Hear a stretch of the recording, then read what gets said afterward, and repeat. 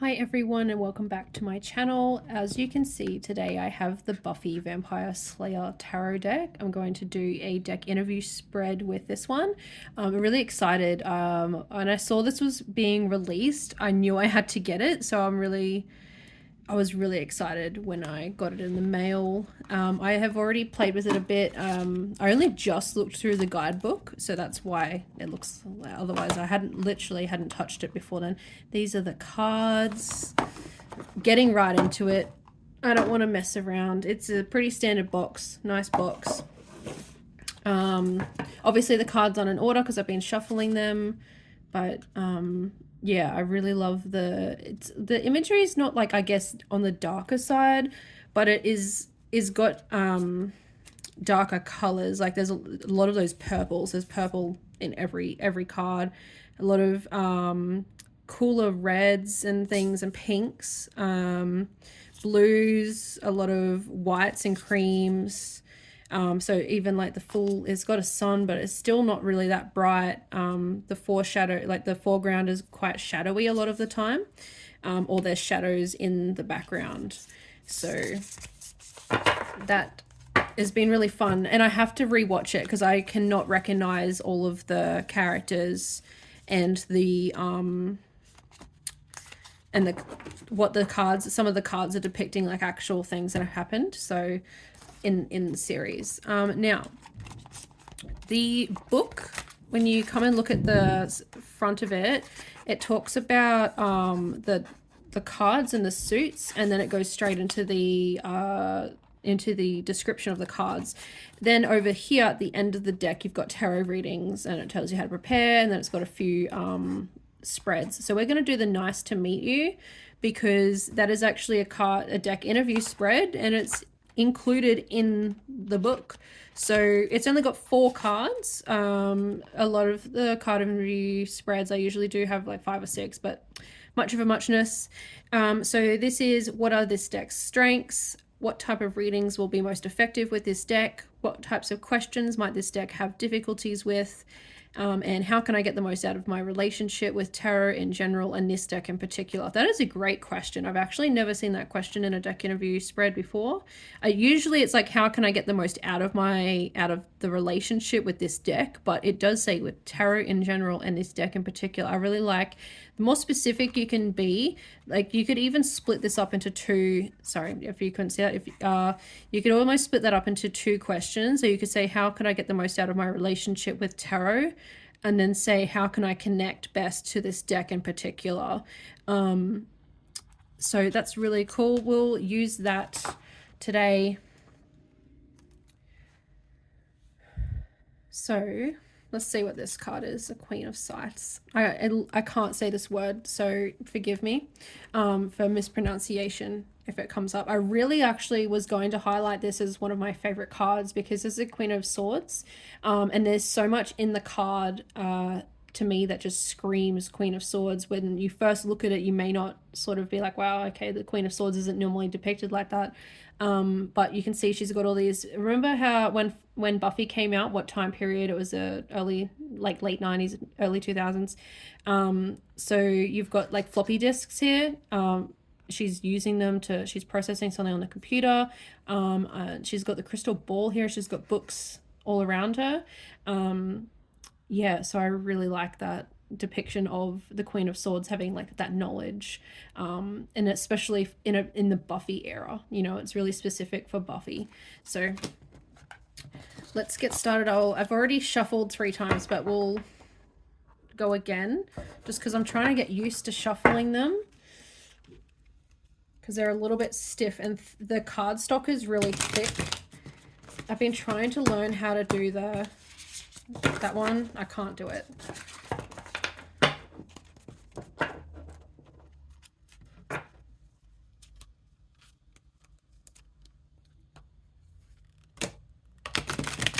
Ah.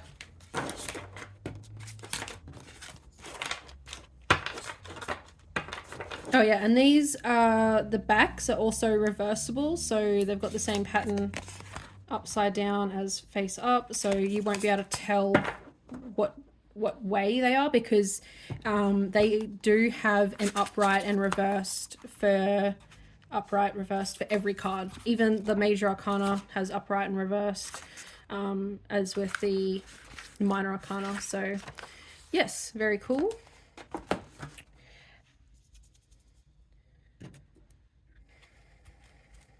Oh, look at this Lovers card. Isn't that beautiful? I love it so much. Oh.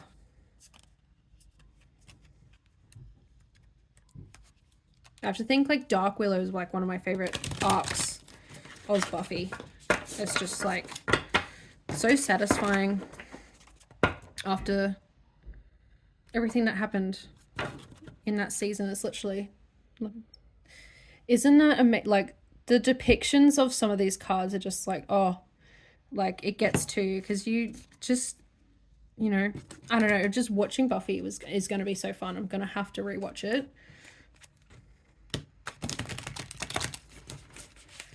Yeah, so the cards are a bit stiff. I am still also trying to practice. I really can't do that shuffle, but I'm trying to learn. Whenever I watch people do it, I'm like, wow, it's so easy. How can I not do that? And then I try and do it. So, all right. So first card, what are this deck's strengths? And I'm not sure if we're just going to get entirely just jumpers or not. Okay, yep, first one that sort of jumped out, the High Priestess. Wow, was that not the last deck interview spread I did with a completely different deck? The Witches Tarot. I can't remember exactly what it's called. The High Priestess came out for the first card as well. So, what are this deck's strengths? Well, knowledge. Okay, so what types of readings will be most effective with this deck? I'm actually, the Fool popped out while I was shuffling, but I wasn't thinking of this deck. So, of that question, I was thinking of the first question. So I'm going to place it there. What types of readings will be most effective with this deck? Because that's two major arcana. I reckon this question will be answered with a minor arcana. What types of readings will be most effective with this deck?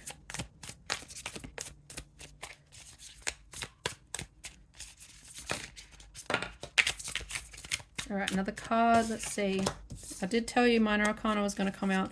Six of Pentacles. I've been seeing this this card pop out quite a bit, just as I've randomly been shuffling and putting energy into it. So that's also awesome. What type of readings? I'd probably be better at something that's more grounded, especially to do with money or giving something. It might be really good at, oh, I just noticed that the scales are actually out of balance here. It's interesting. Usually in the Six of Pentacles and Justice, they're level. Okay, so what type of questions might this deck have difficulties with? Okay, got some cards there. Got two cards popped out. So we've got the King of Pentacles and the Three of Pentacles, which is interesting for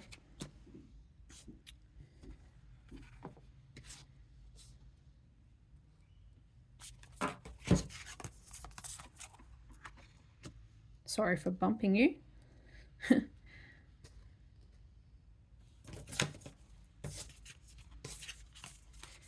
Oh yeah, see?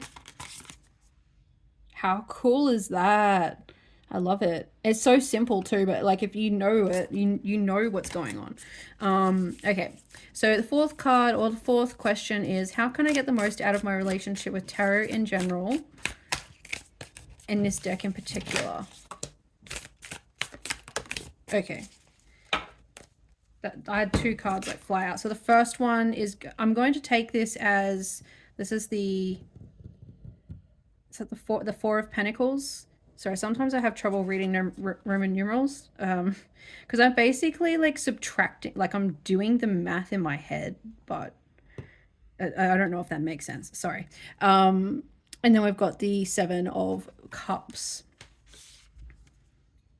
Okay, and I'm going to read from the book for these, as well as give a little bit extra of interpretation, but I just wanted to use the book. I didn't use the book at for the last one, so, but here we go.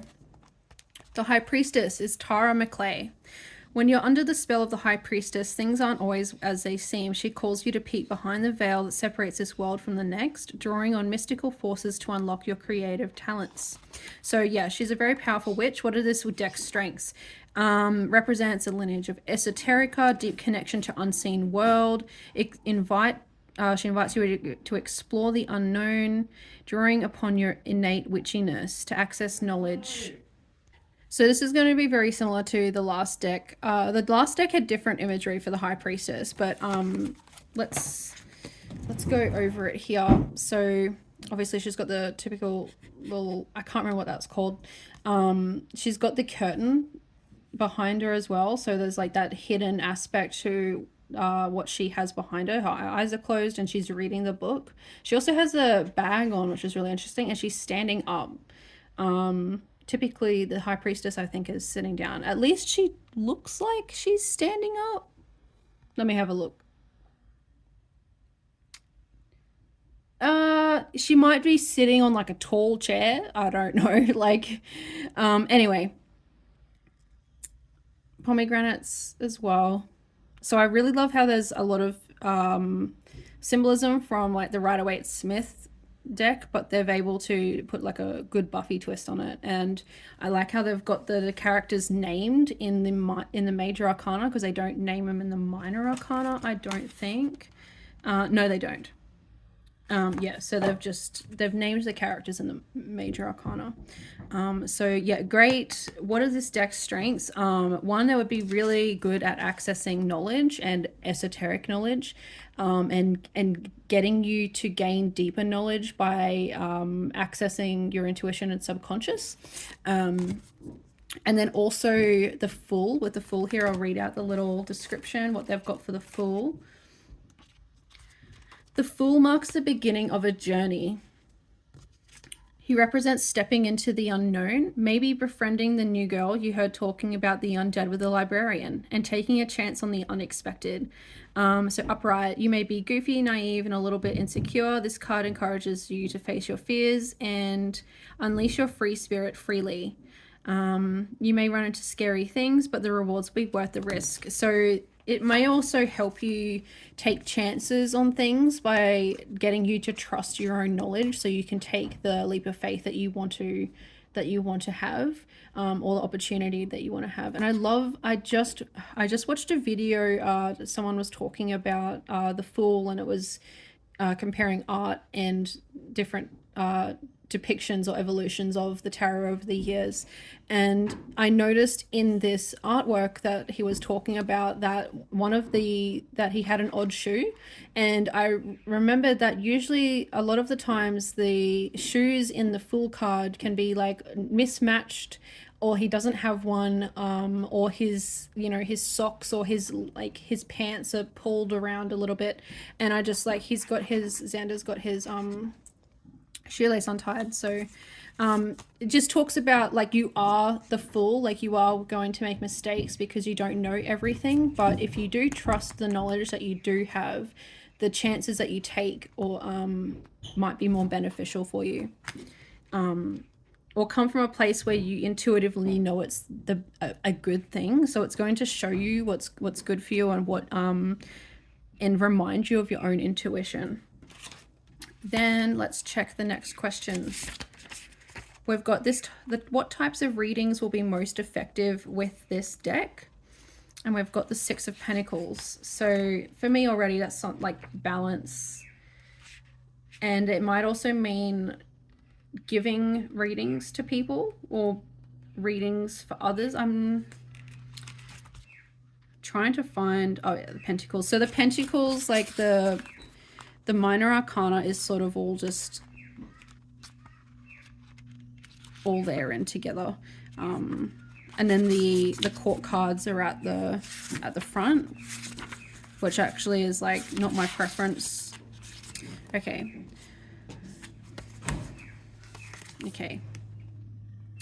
Hypothetically, let's say someone who wasn't very nice to you had a dress on a layaway for a very special dance. Let's say that despite working their formerly spoiled butt off for it, They still couldn't afford to take it home, and you happen to be in the position to help. Sound familiar? The Six of Pentacles is tugging at your heartstrings and your wallet. If you've been wondering if it's in your best interest to make a loan, share your surplus, or extend yourself for someone else, the answer is yes. Giving and receiving graciously are essential parts of true friendship. So, let's see, what types of readings will be most effective? So I feel like what it's saying here is that it's actually going to help because it's your friend. Like you would form a relationship with the deck in a way.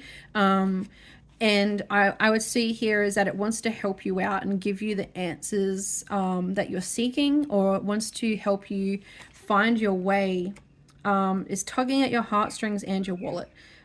So it does also, this has got a heavy like financial aspect to the card. So it might help you make very good financial decisions, or be able to aid you very well in the Pentacles sort of aspect. Like it might be more tied to groundedness and stability, finances and your home aspect of things rather than others. But let's keep going. King of Pentacles for the next one. For what types of questions might this deck have difficulties with? And we've got another 2 Pentacle cards. So we've got the King of Pentacles and the 3 of Pentacles. We've actually got, apart from this 1 Cups card, it's all the other minor arcana are Pentacles. So that's really interesting. Like I said, it probably really deals with like that grounded earthly stuff, the material world, more so than anything else. So what types of questions might this deck have difficulties with? It could have difficulties with like other people or group projects. So it could have problems reading other people. I always see Kings as the court cards usually depict to me just people. So it might have difficulties with let's just see what the King of Pentacles has to say, and then I can go from there because I'm getting caught up in the fact that it's a court card. Okay, so don't let this king fool you. He may be a cool, sexy vampire fighting guy, but he's also a trusted advisor. Robin's energy draws abundance, manifesting success and experience. When he rules over your reading, it's a sign that your dedication has paid off big time, your struggles are behind you, and the future is golden. So this is something that the deck should be difficulties with. And we'll read the 3 of Pentacles. Where would Buffy be without Scoobies? The 3 of Pentacles brings the energy of a team, your own very Slayerettes. This is the card of collaboration. Head to the library, hit the books, and start planning out your attack. The more you rely on talents of your teammates, the stronger your trajectory will be. There's still plenty of work to do, but you're making great progress. Again, this just brings me back to that it might not work well on other people. That's literally the only thing I'm getting with it. Yeah, so difficulties with so this one here is most effective, and this seems like it wants to give you a lot of financial advice or help you financially make decisions, and it wants to give back to you, but it does seem to have trouble with the energy of it's interesting. At first I was like, it likes the earth energy, but it's also struggling with it. So it might just struggle with stronger earth energy, especially if it's in if you're asking about group situations. This seems so specific, but it might just struggle with other people's energy, and it might just like the reader's energy. So this one, I think I did say it might like you reading for other people, but I mean it in terms of you sitting down and trying to read on another person, it might just not do that. It might just really struggle with the collaboration or the group aspect of it, because once you start bringing other energies in, it could be a little bit too much. So it's you're the one reading, but say that you want to find something out about a friend that you haven't talked to, it's probably, I'm getting like a no. It'll struggle to pick up on energy that it's not and it hasn't tangibly touched that. Like, that's that physical aspect with the King of Pentacles getting his hands on things. It might physically struggle with collaboration if it hasn't physically, if they haven't physically touched the deck.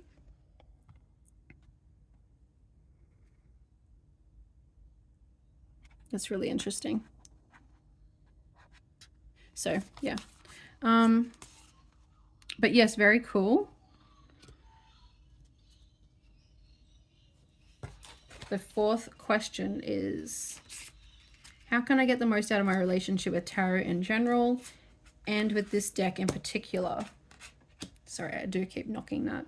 Okay, so we've got the Four of Pentacles here. How can I get the most out of my relationship with tarot in general? For me, this is like a, look at how, like, this is a very protective sort of energy where you got the pentacles all over the doors and the window and like in front of the, yeah, all over. And it's also the magic box. So let's read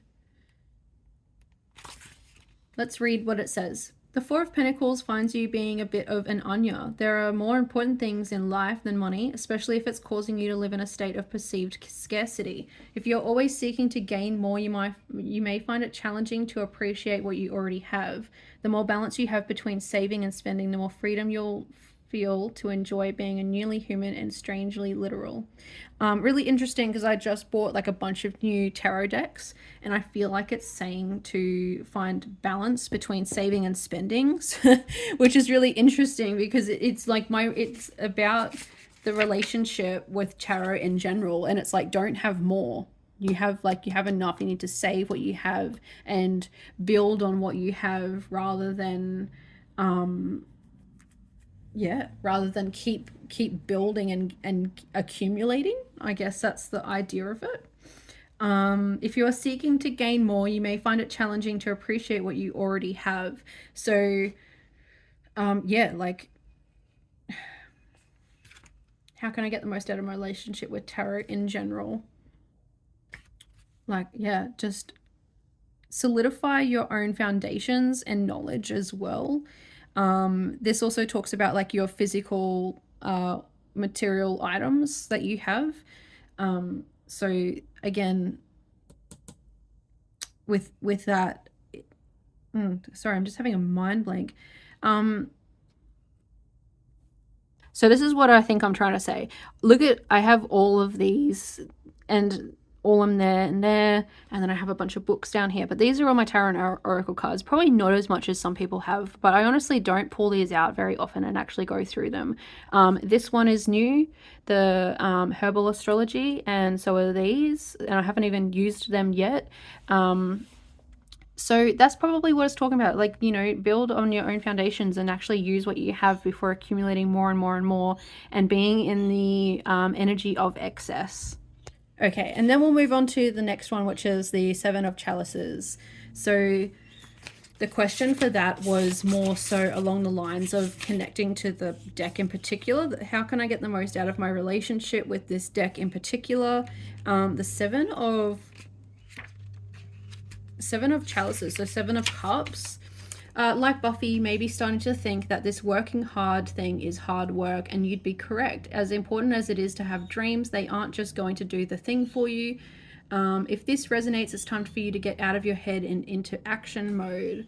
So I guess that's like, stop thinking about doing and actually do. Stop thinking about all the overwhelming things in your life.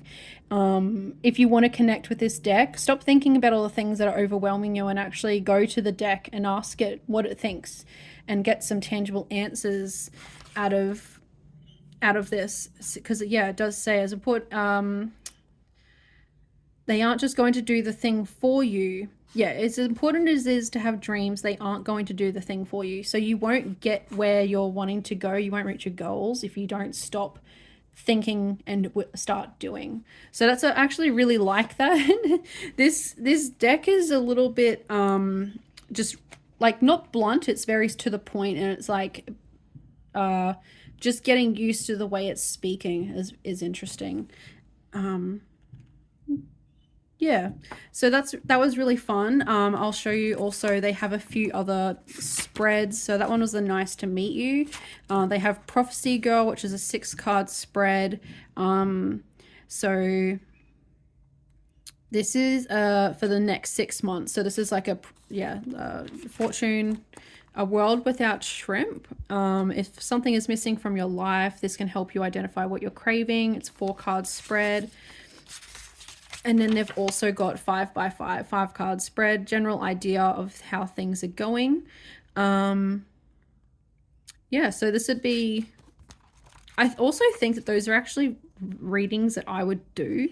Like probably not the 6-month one, because I usually do a year. If I'm going to sit down and do a look ahead, I'm going to do a year for like, I either do a year ahead on the new year or on my birthday.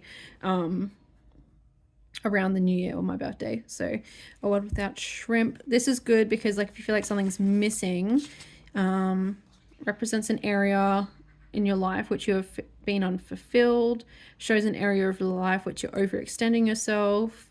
It describes an energy to invite into your life to come out of your shell, actions to take to feel more complete. And then this is just check-in, an energy check-in.